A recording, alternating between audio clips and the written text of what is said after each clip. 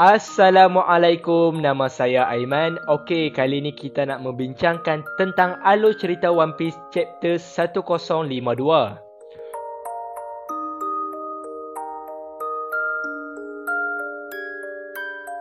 Judul untuk chapter ini telah berjudul A New Tomorrow.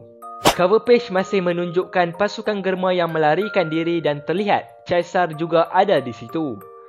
Cerita telah dimulakan di Tanah Suci Marijoa.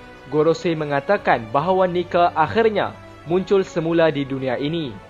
Mereka juga mengeluh bahawa dua daripada Yonko telah jatuh dalam masa yang sama. Gorosei yakin berita itu akan tersebar ke mana-mana tidak lama lagi dan mereka tertanya-tanya apa yang patut mereka lakukan sekarang ini. Lalu Gorosei menghubungi kapal-kapal di perairan berhampiran Wano Kuni dan bertanya sama ada benarkah Zunisha telah menghilang. Lalu ejen CP0 yang berada di Wano mengesahkan bahawa info itu adalah benar. Zunisha telah hilang ke dalam kabus. Salah seorang ahli Gorosei mengatakan bahawa sempadan Wano Kuni masih ditutup dan pulau Wano Kuni ini masih merupakan kubu yang tidak dapat ditembusi oleh sesiapa pun. Kemudian seorang lagi ahli Gorosei mengatakan bahawa orang yang membuat keputusan menutup perbatasan ini tentunya orang yang sangat bijak. Dengan sempadan masih tertutup, kerajaan tidak boleh menghantarkan tentera untuk mengambil alih negara ini lagi.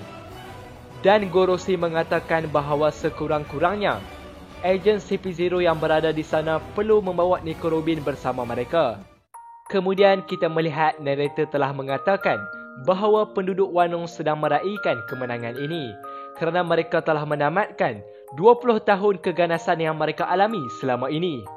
Lalu di dalam Onigashima kita melihat Hawking dan Drake sedang bercakap.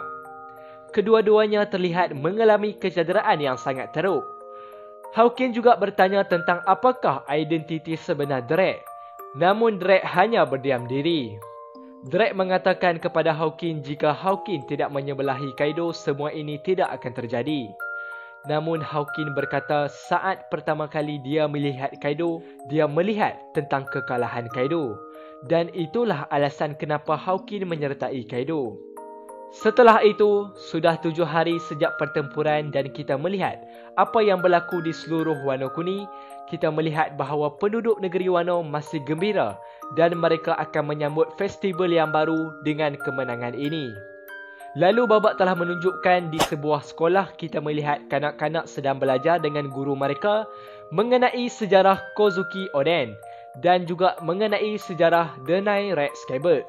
Seterusnya babak telah beralih ke adegan Kawamatsu dan Kiemon yang sedang berada di Ringo. Kawamatsu dan Kiemon sedang bercakap berhampiran sebuah kuil. Di tempat perlindungan itu mereka dapat memberikan penghormatan mereka kepada Oden, Izo, Ashura Doji dan para daimyo yang lain seperti Yasui.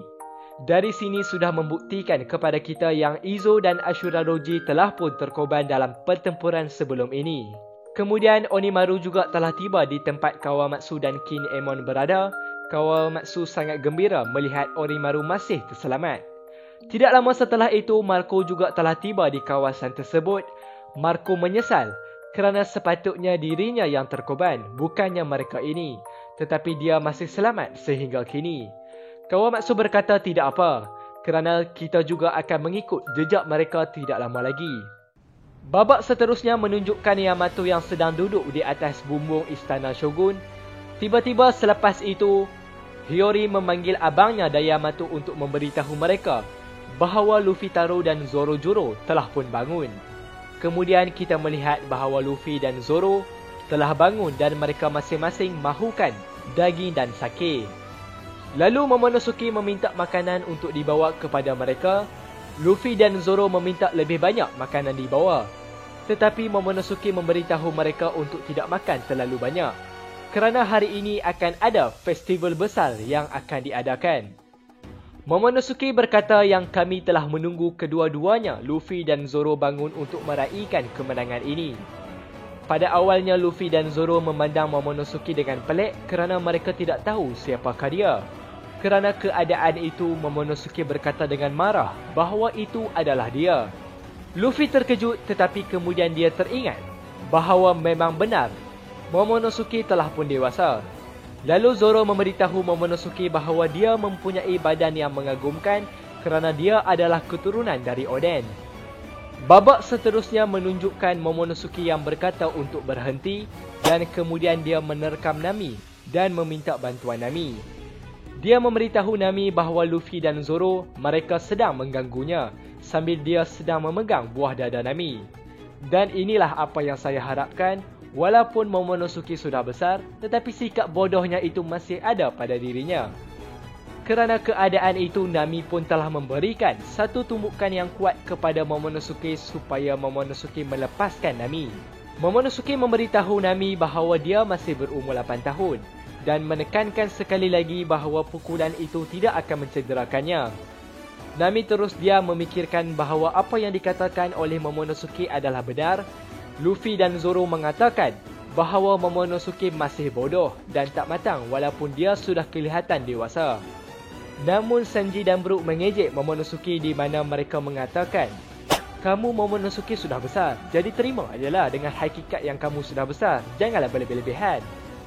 Kemudian babak telah menunjukkan Yamato yang meletakkan dulang di atas kepala Momonosuke dan memberitahu Momonosuke bahawa Momonosuke masih mempunyai fikiran seseorang kanak-kanak, tetapi dia adalah seperti Oden. Momonosuke memberitahu Yamato untuk berhenti meletakkan dulang di atas kepalanya. Yamato juga memberitahu Momonosuke bahawa dia yakin yang suatu hari nanti Momonosuke akan menjadi samurai yang terbaik di Wano Kuni ini. Momonosuke memberitahu bahawa dia akan bekerja keras untuk mencapai apa yang dikatakan Yamato tersebut. Lalu Nami memberitahu Yamato bahawa mereka lebih baik mandi sebelum pesta bermula. Yamato juga mengatakan bahawa dia tidak makan atau mandi dalam beberapa hari sebelum ini kerana dia menunggu Zoro dan Luffy bangun terlebih dahulu. Kerana keadaan itu, Luffy berterima kasih kepada Yamato dan memberitahu Yamato bahawa atas pengorbanan tersebut dia dan Zoro telah kembali pulih. Lalu Jinbe mengatakan bahawa Yamato adalah orang yang hebat. Zoro mengatakan bahawa sebenarnya mereka tidaklah kotor seperti yang dia jangkakan. Lalu Hiyori memberitahu Zoro bahawa dia telah membersihkan Luffy dan Zoro semasa mereka sedang tidur. Kemudian Sanji dia pun marahlah mendengarkan perkara seperti itu kerana Hiyori telah membersihkan Luffy dan Zoro tanpa pengetahuan daripadanya. Kemudian Yamato memberitahu Nami bahawa tidak ada mandi campuran di istana. Di dalam bilik air kita melihat bahawa Yamato sedang mandi dengan lelaki dan dia tidak memotong rambutnya. Keadaan itu telah menyebabkan Sanji dan Brook tertanya-tanya adakah mereka sedang bermimpi saat ini kerana mereka dapat mandi dengan seorang wanita. Di dalam bilik air wanita pula kita melihat Nami yang mengatakan bahawa lelaki-lelaki itu sangat bising. Dan kita juga melihat Tama menyentuh payudara Nami sambil dia berkata bahawa apabila dia sudah dewasa dia mahu menjadi seperti Nami. Kiku mengatakan bahawa pada masa yang lalu dia pernah mandi dengan Oden dan lelaki yang lain, tetapi ia sangat memalukan untuknya. Namun Hiyori memberitahu bahawa kata-kata Kiku itu telah membawanya kenangan yang sangat indah. Lalu babak telah beralih di bandar. Kita melihat bahawa orang ramai telah mengumumkan bahawa pesta akan diadakan hari ini dan mereka mesti menyebarkan info ini kepada seluruh penduduk Wano. Di pelabuhan Tokage Udon, kita melihat bahawa pembaikan kapal telah pun selesai dilakukan oleh Franky. Kemudian Killua mengatakan bahawa sudah pasti berita tentang apa yang telah berlaku saat ini akan tersebar di seluruh dunia. Dan kini seluruh aliansi Luffy akan menjadi sasaran yang baru setelah ini. Law mengatakan bahawa apa yang dikatakan Killua itu sememangnya benar.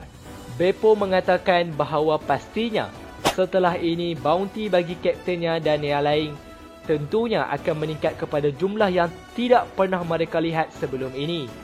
Lalu babak menunjukkan Apo yang muncul di sebelah Inbi dengan surat kabar di tangannya. Apo berkata bahawa dia tidak tahu dari mana wartawan mendapatkan maklumat ini, tetapi ganjaran yang mereka tunggu sudah ada dalam akhbar. Apo berkata semuanya tertulis di sini. Ganjaran baharu dan ... Dan inilah orang yang akan digelar Emperor of DC yang baharu. Jadi dari sini kita masih belum tahu dan Oda masih merahsiakan bounty kru Luffy dan lain-lain. Lalu babak yang terakhir telah menunjukkan perairan berhampiran Wano Kuni. Di sana kita melihat seseorang dengan bunga di belakangnya sedang terbang sambil bercakap dengan Akainu. Akainu berkata, "Di manakah kamu berada sekarang?" Ryokugyu menjawab, "Seperti yang saya katakan, Sakazuki-san, saya di syurga." Akainu berkata lagi, "Saya tanya awak, di manakah awak berada sekarang?"